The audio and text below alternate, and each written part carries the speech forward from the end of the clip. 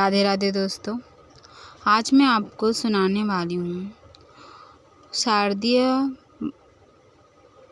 शारदीय नवरात्रि माँ कुष्मांडा की व्रत कथा। धार्मिक मत है कि माँ कुष्मांडा की पूजा करने से साधक को मनवांछित फल की प्राप्ति होती है, साथ ही सभी प्रकार के शारीरिक और मानसिक कष्टों से मुक्ति मिलती है। अतः साधक श्रद्धा भाव से माँ कुष्मांडा की पूजा उपासना करते हैं। अगर आप भी माँ कुष्मांडा की कृपा के भागी बनना चाहते हैं तो इस विधि पूर्वक माँ कुष्मांडा की पूजा ज़रूर करें। शारदीय नवरात्रि के चौथे दिन माँ कुष्मांडा की विधि पूर्वक पूजा उपासना की जाती है। इस वर्ष नवरात्रि की चतुर्थी तिथि पर तुला संक्रांति भी है।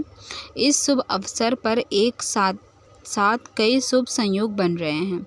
इन योग में माँ की पूजा करने से साधक को अक्षय फल की प्राप्ति होती है। संक्रांति तिथि पर दान करने का भी विधान है। अतः शारदीय नवरात्रि के चौथे दिन आर्थिक स्थिति के अनुरूप दान स्वरूप करें। धार्मिक मत है कि माँ कुष्मांडा की पूजा करने से साधक को मनवांछित फल की प्राप्ति होती है, साथ ही सभी प्रकार के शारीरिक और मानसिक कष्टों से मुक्ति मिलती है। अतः साधक श्रद्धा भाव से माँ कुष्मांडा की पूजा उपासना करते हैं। व्रत कथा। सनातन शास्त्रों में निहित है कि चिरकाल में त्रिदेव ने सृष्टि की रचना करने की कल्पना की। उस समय समस्त ब्रह्मांड में अंधेरा छाया हुआ था। पूरा ब्रह्मांड स्तब्ध था। इसमें न कोई राग न कोई ध्वनि थी, केवल सन्नाटा पसरा हुआ था। इस समय त्रिदेव ने जगत जननी आदि शक्ति माँ दुर्गा से सहायता ली। जगत जननी आदि शक्ति माँ दुर्गा के चौथे स्वरूप माँ कुष्मांडा ने तत्क्षण ब्रह्मांड की रचना की। कहते हैं कि ब्रह्मांड की रचना माँ कुष्मांडा ने अपनी मंद मुस्कान से की।